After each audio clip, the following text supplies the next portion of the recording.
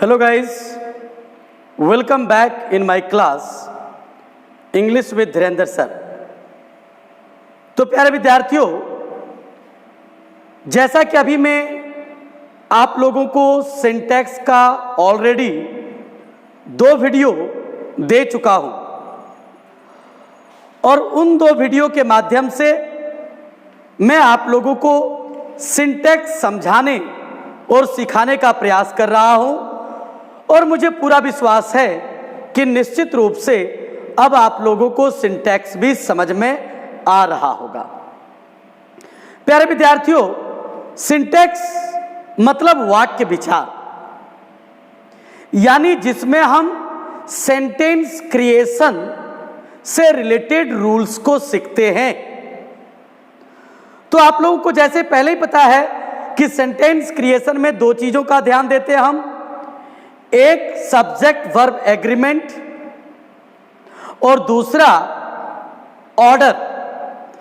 तो हम लोग अभी सब्जेक्ट वर्ब एग्रीमेंट को पढ़ रहे हैं कि सब्जेक्ट के साथ वर्ब का एग्रीमेंट कैसे होगा। आप लोगों को पता है कि सब्जेक्ट के साथ वर्ब का एग्रीमेंट के 2 तरीके हैं। पहला तरीका सेंटेंस के रूप को देखकर, फॉर्म को देखकर, जिसको मैंने फॉर्मल कॉन्कॉर्ड के तहत बताया था, और एक दूसरा जो थोड़ा कठिन होता है नेशनल कॉन्कॉर्ड, यानी जब वर्ब का एग्रीमेंट सब्जेक्ट के रूप के अनुसार न होकर वाक्य के मीनिंग के अनुसार होता है, और यही हमें विशेष ध्यान देने की जरूरत पड़ती।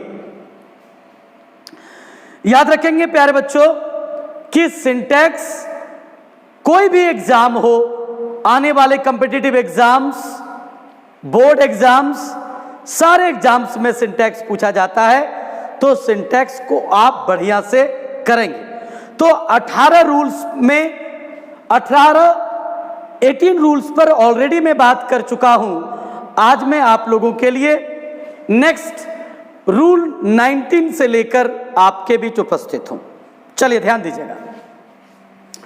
यदि भिन्न भिन्न यानी अलग अलग नंबर और पर्सन के 2 सब्जेक्ट्स एज वेल एज से जुड़े हो तो वर्ब उस वाक्य के पहले, गौर करिएगा, पहले आए हुए सब्जेक्ट के अनुसार सिंगुलर या प्लुरल होता है।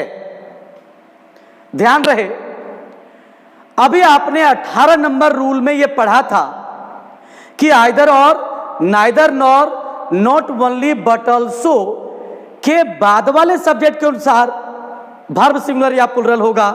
ठीक उसका उल्टा है ये।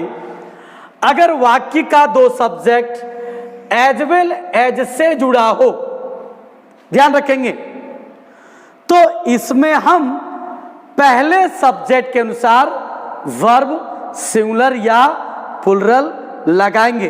फिर मैं एक बार फिर से रिपीट कर देता हूं। ये 4 कंजक्शन बड़ा इंपॉर्टेंट है, बराबर एग्जाम में आते हैं। Not only but also, either और, नाइदर नॉर, ये 3 के बाद वाले सब्जेक्ट के अनुसार वर्ब होगा, लेकिन एकलौता एज वेल एज में पहले वाले सब्जेक्ट के अनुसार वर्ब या सिंगुलर या प्लुरल होगा। For example, my parents as well as I. अब आप गौर करोगे, आई के साथ तो लगना चाहिए वाज, लेकिन रूल क्या है, एज वेल एज में पहले वाले सब्जेक्ट के अनुसार वर्ब होगा। तो पेरेंट्स के लिए यहां क्या होगा, अगर यहां आपका 2 ऑप्शन दिया रहे वाज और वेयर, तो उसमें आप वेयर का प्रयोग करेंगे। Very clear. Second, he as well as you is थिप। अब यू के साथ तो आर होना चाहिए, लेकिन एज वेल एज में हमको पहले वाले सब्जेक्ट पर ध्यान देना है, इसलिए ही के साथ इज लगता है। यानी अगर इसका इज और आर ये 2 ऑप्शन रहे तो आप इज को करेक्ट करेंगे। बिल्कुल समझ में आ गया होगा। कई बार ऐसे लोग पूछते हैं कि क्या तुम यू के साथ इज का प्रयोग कर सकते हो? तो याद रखना बच्चों, अगर ऐसी नौबत आए तो आप या ही के साथ आर का प्रयोग कर सकते हो, तो उसमें याद रखिएगा एज वेल एज कंजक्शन। अगर यू के पहले अगर एज वेल एज कंजक्शन लगा दें और उसके पहले अगर ही लगा दें तो यू के साथ भी आपको इज लग जाता है। ध्यान दीजिएगा इसको। रूल नंबर 20, बहुत इंपॉर्टेंट ये रूल सब हैं। अगर दो सिंगुलर नाउन्स एंड से जुड़े हो और दोनों के पहले, गौर करिएगा, आर्टिकल, गौर करेंगे वर्ड पर। आर्टिकल का मतलब आप लोग जानते हैं ए एन दी को आर्टिकल कहा जाता है, और डिटरमाइनर्स, आर्टिकल या डिटरमाइनर्स। अब डिटरमाइनर एक न्यू वर्ड आप लोगों के लिए हो सकता है कि डिटरमाइनर क्या होता है। ऐसे आर्टिकल को भी डिटरमाइनर कहा जाता है, लेकिन हर बच्चे को यह पता है कि ए एन दी को आर्टिकल कहा जाता है, लेकिन कुछ बच्चे डिटरमाइनर्स को नहीं समझते हैं। तो डिटरमाइनर का मतलब आप लोग फॉर्म ऑफ प्रोनाउन मैंने आप लोगों को पढ़ाया था, तो फॉर्म ऑफ प्रोनाउन में जो तीसरा रूप था my, your, our, his, her, its, these are determiners. तो ध्यान रहे, अगर दो सिंगुलर सब्जेक्ट एंड से जुड़े हो और दोनों के पहले आर्टिकल या डिटरमाइनर लगा रहे, इस नियम पर विशेष ध्यान देना है, कंफ्यूजन वाला है, तो उसके साथ वर्ब प्लुरल होता है। लेकिन यदि एक नाउन के पहले ही आर्टिकल या डिटरमाइनर लगा रहे तो वर्ब सिंगुलर होता है। गौर करिएगा। जैसे आप एग्जाम्पल से समझिए, माई अंकल एंड गार्जियन। अब देखिए, चाचा और अभिभावक, ये दो व्यक्ति लग रहे हैं। चाचा कोई और हो सकते हैं, अभिभावक हो सकता है बाबा हो या आपके पेरेंट्स हो कोई भी हो सकते हैं, भाई हो। लेकिन आप देखोगे यहां हैज दिया गया है, जबकि आपको लगेगा कि अंकल भी है और गार्जियन भी है, तो यहां तो सर हैव होना चाहिए। लेकिन रूल क्या कहता है कि अगर दो सिंगुलर सब्जेक्ट एंड से जुड़े हो और दोनों में किसी एक के पहले अगर आर्टिकल या डिटरमाइनर लगा हो, किसी एक के पहले लगा हो, तो वर्ब सिंगुलर होगा। लेकिन my uncle and my guardian, अब यहां देखोगे हैव लग गया, हैव कम। क्यों? क्योंकि यहां अंकल के पहले भी माई है और गार्जियन के पहले भी माई है, गार्डियन के पहले भी। तो दोनों नाउन एंड से जुड़े हैं और दोनों के पहले डिटरमाइनर लग गया, इसलिए यहां वर्ब प्लुरल हो गया। फिर एक नेक्स्ट देखिएगा, द पोएट एंड स्कॉलर, कवि और विद्वान। अब देखिएगा, दोनों में से किसी एक के पहले दी लगा है, इसका मतलब इज डेड। इसका मतलब एक ही आदमी मरा है जो कवि भी है और विद्वान भी है ना।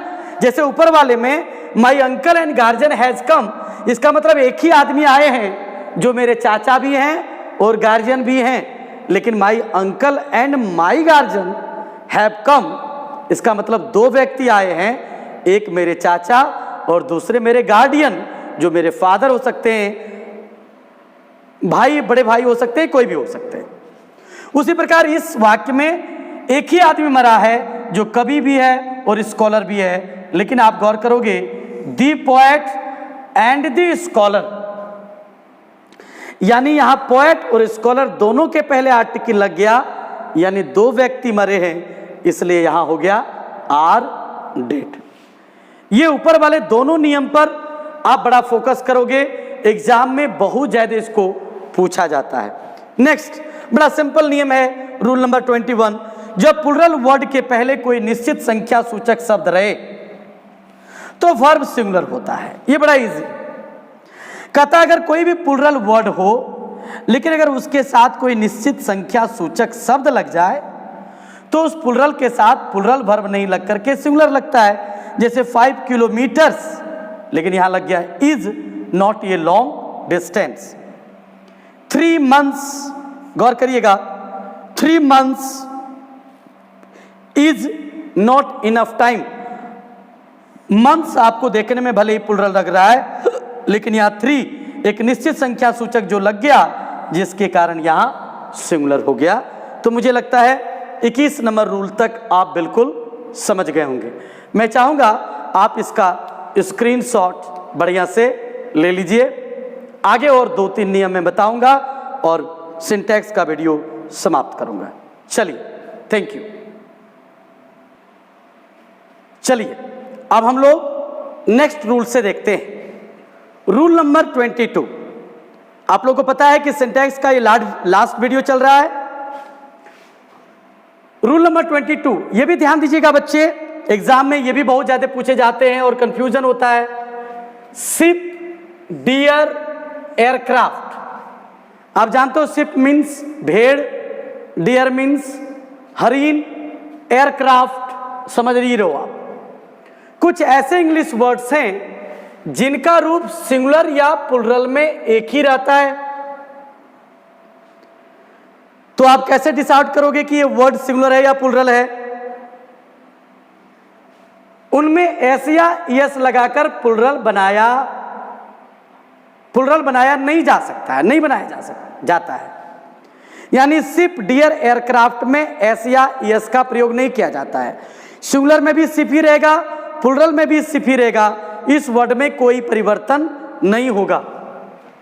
इसलिए ऐसे वर्ड्स के पहले आए वर्ड के अनुसार वर्ब सिंगुलर या प्लुरल होता है। यानी इस प्रकार के वर्ड में वर्ब हम सिंगुलर लगाएं या प्लुरल लगाएं, ये कैसे डिसाइड करेंगे? तो शिप, डियर या एयरक्राफ्ट के पहले अगर सिंगुलर वर्ड आया है तो वर्ब सिंगुलर होगा, प्लुरल वर्ड आया है तो वर्ब प्लुरल होगा। जैसे a sheep is there, sheep के पहले अ लगा तो इज लगा है, लेकिन टू शिप, अब देखिए टू भी लगने के बाद एस नहीं लगा, क्योंकि प्लुरल में भी इसका रूप में कोई परिवर्तन नहीं होगा। लेकिन शिप के पहले टू जो लगा है, इससे हम समझ गए कि यहां वर्ब प्लुरल होगा।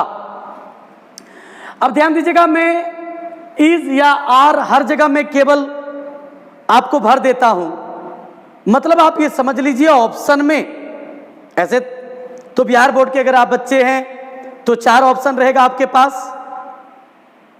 लेकिन मान लीजिए, मैं बार बार कहता हूं कि सिंटैक्स में जनरली 2 ही ऑप्शन होता है।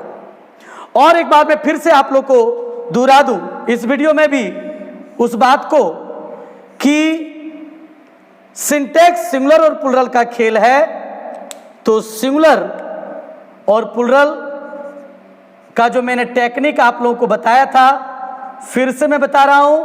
सिंगुलर यानी वर्ब और हेल्पिंग वर्ब में थोड़ा कंफ्यूजन होता है, क्योंकि जनरली हम लोगों के माइंड में एक बात बैठा हुआ है कि एस या यस लगने से वर्ब प्लुरल होता है। लेकिन मैं बार बार आप लोगों को कहता हूं कि नाउन और वर्ब एक दूसरे से विपरीत संबंध है। यानी वर्ब सारे प्लुरल होते हैं, उसमें एस या ईएस लगने से सिंगुलर बनता है। तो एक टेक्निक याद रखिएगा कि सिंगुलर वर्ड एस से है, शुरू होता है, तो जिसमें जिसमें एस लगा है वही सिंगुलर है।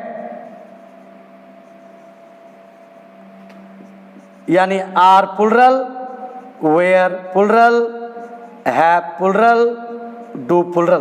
तो एक कॉमन सी बात क्या देख रहे हैं, जैसे आप गोज और गो को भी ले लीजिए। एक कॉमन चीज क्या देख रहे हैं कि ईज में एस लगा है, वाज में भी एस लगा है, हैज में भी एस लगा है, डज में भी एस लगा है और गोज में भी एस लगा है।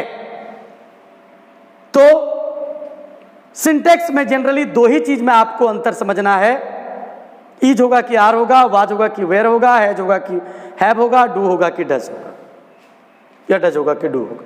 चलिए, तो ये समझ गए। रूल नंबर 23, अगर सब्जेक्ट के बाद विथ, गौर करिएगा, विथ, टुगेदर विथ, एक्कम्पेंड बाय, ये तीन वर्ड ध्यान दीजिएगा। कहता है अगर सब्जेक्ट के बाद, ध्यान रखिएगा ये सब्जेक्ट है, विथ, टुगेदर विथ या एक्कम्पेंड बाय फ्रेज हो तो वर्ब ऐसे फ्रेज के पहले वाले सब्जेक्ट के अनुसार सिंगुलर या प्लुरल होता है। फिर से समझिएगा, अगर किसी वर्ड के बाद विथ, टुगेदर विथ, एक्कम्पेंड बाय लगा रहे, उसके बाद सिंगुलर या प्लुरल रहता, उससे हमको कोई मतलब नहीं। इन सारे फ्रेज के पहले वाले वर्ड के अनुसार वर्ब सिंगुलर या प्लुरल होगा।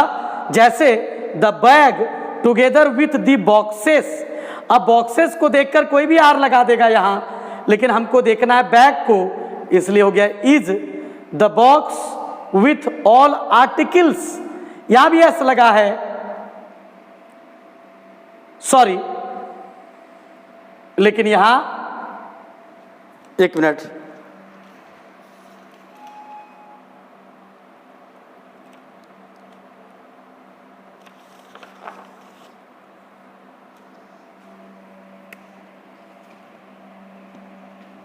यहां गलती हो गया था। हाँ, तो the box with all articles, articles को देखने के बाद भी हम यहां प्लुरल वर्ब का प्रयोग नहीं करेंगे, क्योंकि ये विथ से जुड़ा हुआ है, तो उसके पहले जो बॉक्स आया इसको देखकर हम हैज का प्रयोग कर दिए। बिल्कुल समझ में आ रहा होगा, क्योंकि सिंटैक्स में रूल बड़ा इंपॉर्टेंट है, याद रखना। लास्ट बहुत इजी है, नन ऑफ के बाद एक वर्ड याद रखिएगा, नन ऑफ के बाद प्लुरल सब्जेक्ट और प्लुरल वर्ब आता है। तो नन ऑफ कहीं भी अगर आप देख लें तो वहां वर्ब आप प्लुरल लगा दीजिएगा। जैसे none of the boys are here और none of them want to buy this building, यानी लड़कों में से कोई नहीं यहां है और उनमें से कोई नहीं इस बिल्डिंग को खरीदना चाहता है। तो नन ऑफ जहां भी देख लें वहां हम प्लुरल देंगे, और आप देखोगे वांट में एस नहीं लगा हुआ है, क्योंकि वर्ब में एस लगेगा तो वो सिंगुलर हो जाएगा, इसलिए वांट दिया है ना। तो मुझे लगता है कि आप लोग पूरी तरह से सिंटैक्स को बढ़िया से समझ गए होंगे। अब लगभग एग्जाम में जितने आने वाले नियम है उसकी चर्चा मैंने कर दिया। ऐसे तो सिंटैक्स के बहुत सारे रूल होते हैं, तो मोटा मोटी अब एग्जाम में कोई भी क्वेश्चन आएगा, अगर आप मेरे सिंटैक्स के तीनों वीडियो को अगर वॉच किए हैं तो आराम से आप सॉल्व कर लेंगे। आप स्क्रीनशॉट इसका ले लीजिए। दूसरी बात, अब मैं आपको प्रैक्टिस सेट व्हाट्सएप पर प्रोवाइड करूंगा, उस प्रैक्टिस सेट को बड़ी सावधानी पूर्वक आप बनाइएगा, और फिर मैं लाइव क्लास लेकर के आपका टास्क चेक कर लूंगा, तो ऑटोमेटिक आपको पता चल जाएगा कि सिंटैक्स आप कितना समझ पाए। Thank you.